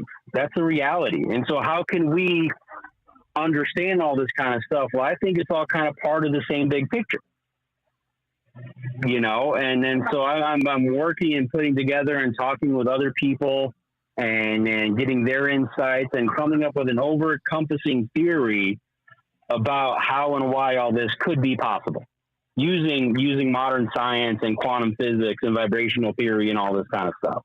Right. And I've got a lot of stuff written down, and I'm getting ready to kind of start progressing forward with it. And I think, like I said, I don't think it's anything is going to be like, oh, this is it. This is the truth. This is, you know, I'm not going to even push it that way. It's just, we need to start thinking out of the box. We got to get out of this stagnant, non-moving thought process that we've all kind of fallen into in this field and really start moving forward. Science has moved forward leaps and bounds in what they say is possible and what's not possible and theoretical science, you know, and we're not keeping up with it at all. We have either the crazy woo people or the flesh and blood people. There's nothing looking at everything all together. Right. Yes. You know, and that's something I'm working on, just as my contribution to the field and what we can do, you know? Right. Yeah. I think that's something that's needed though, you know, because you don't have anybody in the middle trying to put the pieces of both sides together. Right. You know, because like you said, I'm hoping earlier, at the very least we can move that conversation forward a little bit in those areas. Right. Exactly. Well, like you said earlier, you know, side A doesn't talk to side B because each one, you know, doesn't like the fact that, you know, they are what they are. So, yeah, you know, the woo people don't like it because the other side doesn't believe in them, and the other people think that the woo people are, you know, jumped off the crazy train and don't want to have nothing to do with them. Yep. And then throw in UFOs and aliens on top of it, and right. Man, you're really out there now, you know. You know, but you bring up the UFOs, and what's really funny with me is that you should have a lot of these non-woo believing people. With our government coming out starting to speak the way that they are with the Tic Tac videos and starting to say, Mhm. look, these things are happening. We can't tell you what they are, even though I believe they know what's going on. They're Oh, not going to absolutely. still tell us, but it's still come mainstream, right? New York Times and all these huge papers are now talking about these UFOs or UAPs, what they want to call them. UAPs, yeah, yeah. rebranding them makes it different, right? But why, to me, why keep up this whole woo thing when now even our own government is saying, yes, this is something that's happened. It's been going on for a long time. We've even got, stuff from recent records that proves this is. They've even released some of the video evidence of it, and yet still people are wanting to say, nah, don't believe it. Yeah. It's, and it's hard because I'm with you. I believe the government absolutely, I don't mean the government as like the Senate and, what we call the government, the ruling bodies of our country. I think the real people in charge, the real government, the real military complex, they have a full understanding of all this other weird stuff that's going on. I really do. Yeah. I believe it's been studied for a very long time. And that's a whole another topic we can get into on that one. but just suffice to say that they have a much fuller understanding than even what they're releasing to people. Yes. And they are decades upon decades ahead of understanding of everything from what us common researchers are. Right. And that's not just in UFOs. I'm talking Bigfoot research, dogman research, paranormal research, psychic research, technological research, every possible avenue of research. They are decades and decades ahead of where we are. Even though our most cutting edge thoughts are way behind where they're at. I firmly believe that. Firmly believe that. And then I think they just spoon feed us just enough to keep us from like calling them out, basically. Once there's so much pressure and everybody's going, well, we know UFOs are real, whether you admit it or not, then finally they just come out and go, oh yeah, it's real, whatever. Now look over here. And I think that's what they do. I think that's what's going to happen with Bigfoot at some point. Mm-hmm. I believe it's going to happen with Dogman at some point. I believe it's going to happen with the CERN research and the portal research and all that kind of stuff going on. I think that's how it's all going to happen. Once it gets to the point where the common public is going, yeah, we know it's real, whatever, just distract us with all this other stuff. Then the government will come out and say, oh, yeah, it's real. We've known it this whole time. And nobody's going to bat an eye. Right. I firmly believe that. I believe our culture is conditioned way ahead of time to accept the truths that they want to release eventually. So that way it doesn't cause mass panic. It doesn't cause all these other things that will happen if it's dropped on people that aren't prepared for it, Right. I firmly believe that. I think a lot of this stuff has been spoon fed to people for so long, though. Look all the way back from the 50s on, where they've slowly but surely indoctrinated people to believing, in science fiction and everything else about these things that I think that if they drop the hammer today, most people will be like, yeah, we figured so, and just go back on some of the stuff. Absolutely. Yeah. On some of the stuff. Absolutely. Well, just like they did with UFOs or UAPs, right? Yeah. It came out, what is it? 4 or 5 years ago now? 2016. Yeah. When the government came out and said, yep, these are real. And then we don't know what they are, but they're out there. Yep. Nobody batted an eye. There was no big news media on it. There was nothing. Right. Yep. There was nothing. Yep. And people now don't even know that it happened. Yep. Well, what kills me, what's the funniest thing is that when it comes to this specific topic, people are like, well, if there's real UFOs, why don't they go land on the White House lawn? Well, actually in the 50s, right? There was multiple flybys of the White House of UFOs for a whole week. Project Blue Book was even on it because they was trying to figure out what it was. They scrambled jets every day to try to find these things. Mm-hmm. And yeah, they shot at them. They did everything they could do to try to get these things, but yet that's something that the masses of people really don't even know about. That they literally did go to the White House. They flew over it for a whole week at a time. And just to think of it on another angle, I have to go, okay, listen, if there's this alien society that is so advanced that they're able to develop this technology and interstellar travel and blah, blah, blah, blah, blah, why would they be interested in landing in the White House lawn? Right. Yeah. What would our governments have anything to do with them anyway? Right. Like who at the White House is actually going to be what they're interested in? They're not. Yeah. It's going to be our scientists. Because they're going to be the scientists, the military. Exactly. Yeah. Exactly. And I think most people are so, I hate to say it, but egotistical and self-centered as humans that they're going, well, they're going to think exactly like we do. So they're going to go to the seat of power of the government and blah, blah, blah. Well, let's face it, the presidential house has never been the seat of power. Nope. You know what I mean? Yep. So I find that very interesting when people say things like that. It just kind of, you can't even argue with somebody like that because there's so many layers that you'd have to build up to explain why they wouldn't even land at the White House in the first place. Right. You know? Yeah. Yeah.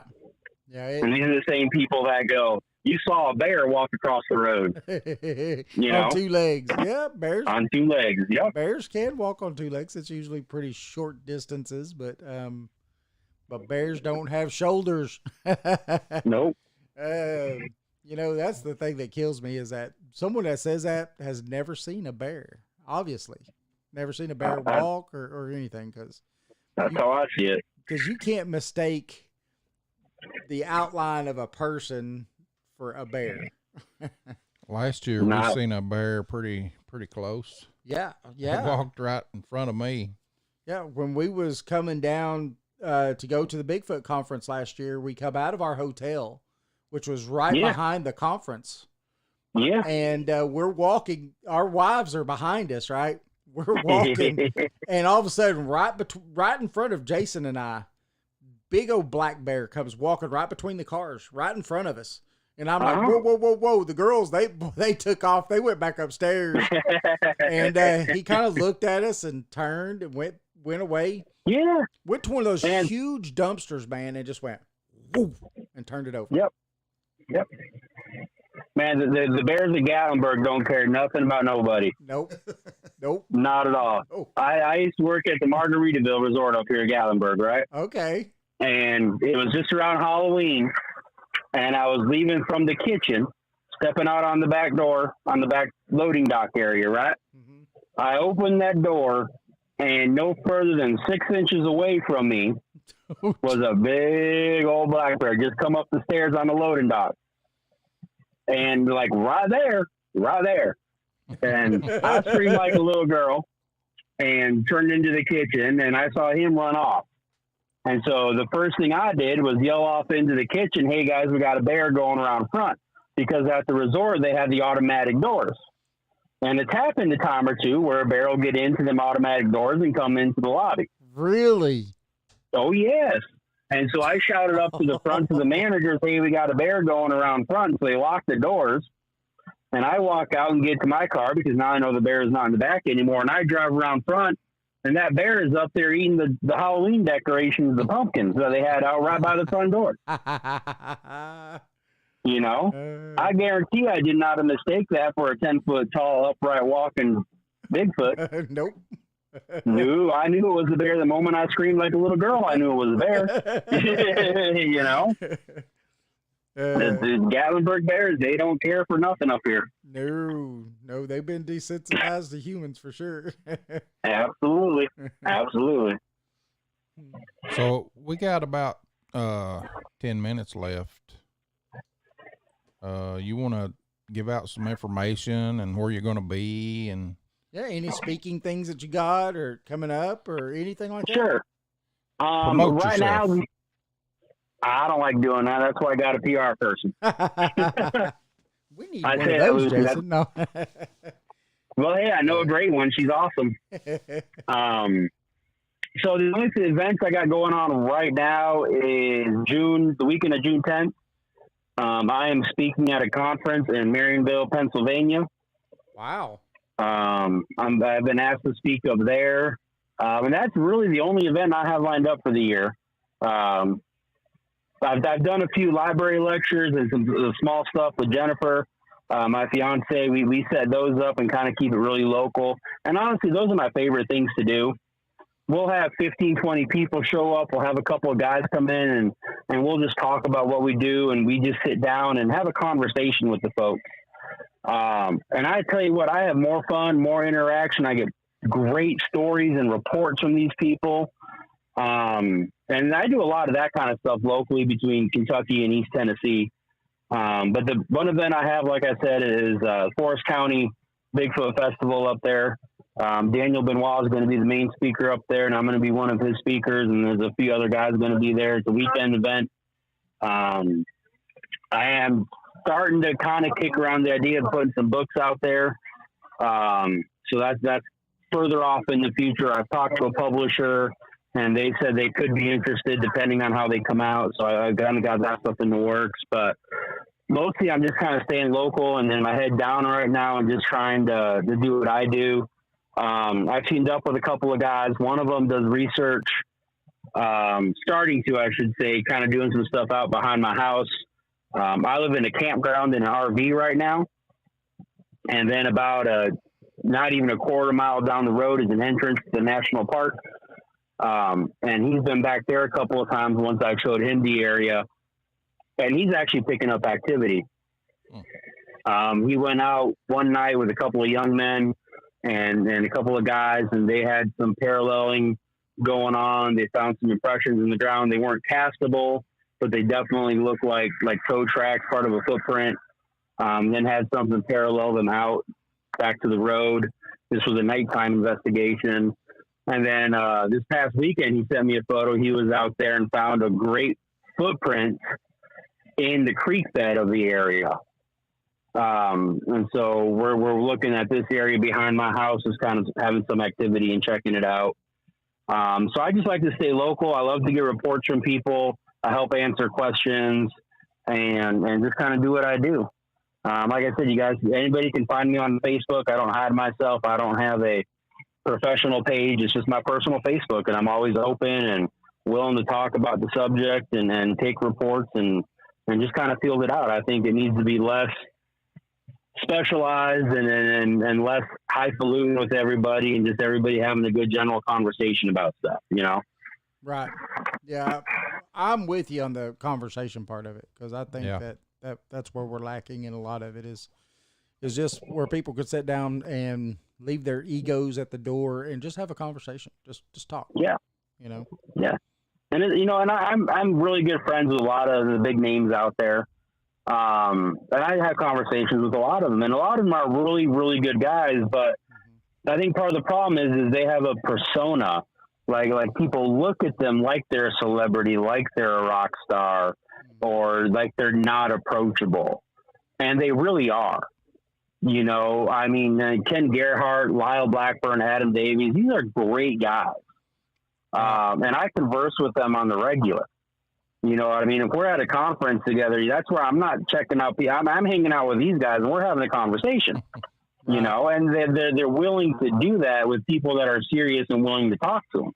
And I think that needs to be brought open more, and just everybody sits down and talk and get together and then share stories and share experiences. And I encourage everybody out there to look around where you live and look around your piece of the planet and find out what's out there and talk to people and have those conversations, you know? Yep. Even where I work, just with employees, I've had them, like, they'll see my hat or my backpack that has like paranormal stuff on it, and they'll say, "Oh, you believe in that stuff?" I said, "Yeah, I'm kind of into it a little bit, you know." And next thing you know, they're telling me about some crazy experience they had. Right. Just because I'm open and I'm willing to talk to people and I let people know that I'll listen to you. Yep. I encourage everybody to, all the listeners out there that are hearing this, get out there and do that. Yes. Be open about it. Talk about it. Absolutely. And you'll be surprised what everybody's experiencing. Yep. Yep. You know, that's the thing. We started doing this podcast back in 2012. And there weren't really a lot of podcasts back in 2012. It was still pretty a new thing, but it's funny because when you would tell people what your topics that you talk about, right? Because we do the paranormal, we do everything from one end of the spectrum to the other. And a lot of people would just kind of look at you funny and like, oh, so you talk about Bigfoot, or oh, you believe in ghosts. You know, I mean, we've been called everything from devil worshipers to everything else just because of the topics that we're not afraid. You know, we're not afraid to open up the box and talk about them. And and that's what I find funny. And you know, living in the South, you know, this part of the world. People are born and raised and kind of set in their ways in some places, and they believe certain things are of the devil and stuff. But you know, open your eyes, because these are things that have been around longer than the knowledge of anyone's God has been, and you know, it doesn't have to discount God or anything else just because these things happen. Absolutely. But a lot of people won't make those distinctions. And I think that's what makes a lot of people where they don't want to come out and say things because they're afraid of getting stigmatized by these, you know, by certain groups and certain people saying, well, you know, you're this or you're that, or you're crazy even, you know. Absolutely. And you know, people like Justin, like us, and there's a ton of other places out there, you know. Don't be afraid to ask. Talk to us. We're here. That's what we do. Exactly. Yeah. Exactly. And it's fun when people find out about me because I don't look the part, you could say. You know, I kind of look like a big burly biker kind of guy, or lately with my hat and duster. You know, they say I look like Rip from that one TV show that I've never seen. But, you know, on my truck, I've got like 20 Bigfoot stickers. Right. You know, and then, like I said, I have hats that say paranormal stuff, and I've got Bigfoot backpacks and stuff. And people kind of look at me and look at that and look at me and look at that and go, you really, like, believe in that kind of stuff? Yeah. And I go, well, I'm interested in it. Let's talk, you know? Yeah, right. Right. And it's important and it's fun. You know, you can't take it too seriously. Have fun. It's a hobby. But at the same time, be smart about it. Use your intellect and really think about stuff and really ponder and consider some of this stuff, you know? Yeah. Because it's reality. Yeah. We don't understand what part of reality, but it's there. It's out there. Even if, here's what I used to say, even if there was no Bigfoot at all as a creature, the phenomenon of Bigfoot sightings and the Bigfoot creature is in and of itself a fascinating mystery. Yes. Okay? Same thing with Dogman. If Dogman does not exist, why has there been all this historical reporting and even now these current sightings? That in and of itself would be a mystery worth trying to solve. Yes, absolutely. Absolutely. Yeah. And you know, I'm not a big believer in mass hysteria. No. You know, I'm not. I don't think that everybody could be seeing that, you know, some crazy things. So, well, I can believe in mass hysteria, but not mass delusion as far as everybody seeing the same thing. right. Exactly. I mean, That doesn't make sense. when you're talking about across different cultures Mm-hmm. and different times and getting pretty much the exact same story time and time and time again. And a lot of the people where I really find it fascinating is the people that I see really credible are the people who don't want you know, they don't even want their names told, right? They're like, look, this is what happened to me. You know, I want to tell you this so then I can stop feeling crazy. And I just want to get this off my chest. And this is what happened to me. Take it or leave it. This is what happened to me. And thanks for listening to me. Those people I find, you know, really credible because they have a story they want to tell. They want to get it out, but they don't want anything else from it. Well, and you can tell because they're hesitant. They don't want to be ridiculed for. They don't want to be labeled for. Right. And that's where I get a lot of these people that'll come to these small, intimate lectures, or, you know, we've done dinners where we say, hey, come to this restaurant. We're going to have dinner and we're going to talk about this stuff. And the people that come out are people that say that exact same thing. Like, I don't want, you know, you all might think I'm crazy. Like, listen, you just heard me talk for 45 minutes about this stuff. Trust me, I'm not going to think you're crazy. You probably think I'm crazy, you know? Yes. And they're the most credible, down-to-earth people, and they're just looking for answers, and they're looking for reassurance. Yes, absolutely. Yep, Yeah. and that's why I do what I do. You know, beyond my own insane curiosity of anything weird and strange, that's kind of where I try and do, is just help people understand and listen and just be there for them. Yeah. Yeah. Yep. You do a good job, I'll tell you that. Yes. Oh, well, thank you. I appreciate it. And we definitely want to thank you again for deciding to do this show with us tonight, Justin. We really appreciate you. Yeah, absolutely. I really enjoy doing the podcast because I get to have a real conversation with people. And I get to kind of get some viewpoints out there to people, make them think a little more, and then kind of give them a different perspective on the subject. So absolutely. I love doing the podcast and stuff, and I think it's a great time. Thank you. We're going to have you on again. Remember, we will let you know when this is going to air, just Absolutely. in case if you want to listen to it on the FM station. When it airs. I'll put it out there, and I've got people down in Atlanta way, and they might be interested, and, you know, it's who knows? 99.1 FM, I think is what it is. Yeah, Isn't I think that's what it is. Yep, 99.1 FM there in Atlanta. So I'm sure they could stream it too. yeah, it'll be streamed hopefully by the time our first show streams, which is going to be on the 10th of this next month.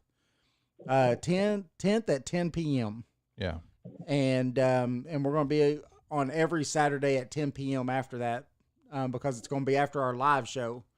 What's going to end up happening is that we're going to, once I get to where my day job is more of where I could be home on Saturday nights, the radio station's actually wanting us to do our live show, at least the first hour of our live show, live with them on the radio too. So we are going to be working into, once that gets done, when our guest comes on, where we went to our break at the first hour, that will be the first hour live. It's going to be live with us, but live on FM station too. Live on air. Yeah. And that's awesome, man. I'm so happy for you guys that this is how it's going for you, man. You guys always had a great show. I mean, I met you guys in person a few different times, and man, I couldn't be prouder and happier of you guys getting to go forward like this, man. It's such a cool thing for you. Well, thank you. And, you know, it's great guests like you that give us this opportunity, you know, because if it's just Jason and I having a conversation, it's just Jason and I having a conversation. But when we get to have people like you on, you know, and we get to have this conversation with you, it brings more validity to it, and it's more rounded, I think, you know. I think so. Yep. So yeah, I don't have to talk as much. Jason gets to sit in the background like he does. He gets to hear my big mouth talking too much. Well, Justin, it's our 2 hours is up, brother. Yeah. You have a good night. Do you have anything else that you need to put out as far as, because we've already got your Justin Decker on Facebook, and that you're going to be, what was it? You had a thing in Marionville, Pennsylvania, coming up the weekend of June 10th. Yep. Is that also on your Facebook? Yeah, I pushed that on my Facebook page as well. Good. So then they can go there and find it too. Absolutely. I will put out there, I am a regular contributor to our podcast. It's called Skookum Sessions or Skookum Roundtable. You can find it on YouTube. We try and do it every week. Sometimes we stall for a little bit, just giving personal lives, but it's kind of like what we do here. We get a group of guys together, 3, 4, 5, 6 of us. We all have a different perspective of what's going on, and that's why we love our show. We have some that are a little more woo, some that are a little more straight up scientific. You got guys like me that kind of ride the fence across the middle. We have crackers. We have just all different kinds of opinions, and they bring up the subjects and go, and it's strictly Bigfoot related. Right. And the host, Jeremiah, he'll just be like, all right, guys, this is what we're talking about this week. And then we'll start going at it and have a big round table. So I always encourage people to check that out. Again, it's Skookum Roundtable. I think they rebranded it as Skookum Sessions. Find us on YouTube. We just have a good time, good conversation. And just get out there and check everything out and see what's out there. Heck yeah. I'll have to check that out sometime. Yeah. All right. Yeah, whenever we do a new show, I put it on my Facebook too, so you can always find everything on there. Heck yeah. Sounds good. Well, Justin, you have a good night. Again, thanks for coming on, and have a good weekend, man. All right, you guys too. You got to take care of yourselves. God bless. Thank you, brother. You too. See You ya. have a good night. Stay safe. All right. Yep, you too. Bye-bye. Bye. Woo. Justin Decker. Justin Decker, man. That was awesome. I think that was a great conversation. I mean, we went from one end to the other. Even talked a little UFO in the middle. Little UFO. So, yeah, I had a little dogman conversation. I see that Susan and stuff come on here. Sorry, Susan, you didn't get to catch the dogman part because I was talking about, your experience that you had. We're gonna have to get you on and tell your experience sometime because it was fascinating. It was from what David told. From my little bitty perspective. But the way she tells it, it's fantastic. And if I'm not mistaken, she had 2 encounters. So, I don't know. It'd be pretty cool. But I want to thank everybody for tuning in, listening. Listen on Facebook Live or YouTube Live, one or the other, or both. Hey, watch us in stereo, I guess. We're also on our website and on Spreaker, right? Look here, we got a like from Victoria. Well, hello. Thank you, Victoria. And remember, we are live again, like I said, on our website. You could go to paranormal411.org, sign up, become a member. It's free. Right, Jason? Yep. Doesn't cost a dime. Free. Free is good. And do remember, we also have a book. We have a book. East Tennessee Hauntings and Lore. It is a great little coffee table book. Definitely check it out. 5-star rated on Amazon. So remember, it's East Tennessee Hauntings and Lore. Lore. Remember, we also Paranormal 411 on Facebook, YouTube, and Twitter. We're on all of your favorite podcast platforms. So join us. You got to hear us a little bit talk about us going to go live on the air next month, the 10th of next month. And you could come to Facebook, our Facebook group, or our Facebook page, or our paranormal411.org page. And we will have more as we get more input on it. We're going to put it up on all those pages. So then that way you could check us out there too on Saturday nights. Yeah. If you ain't got nothing else to do, tune on in. All right. All right. Everybody have a good night. Hopefully we'll see you next week. Yes, you should. Knock on wood. Knock on wood. Knock on the plastic table. Hold on, wait. I think that's what. So, but everybody have a good night and have a good weekend and stay safe. We'll see you next week. Stay curious. Keep it paranormal. Where did I hear that from? I think Eddie says it. I like it. Stay curious. Stay curious. All right. All right. Goodbye. Good night.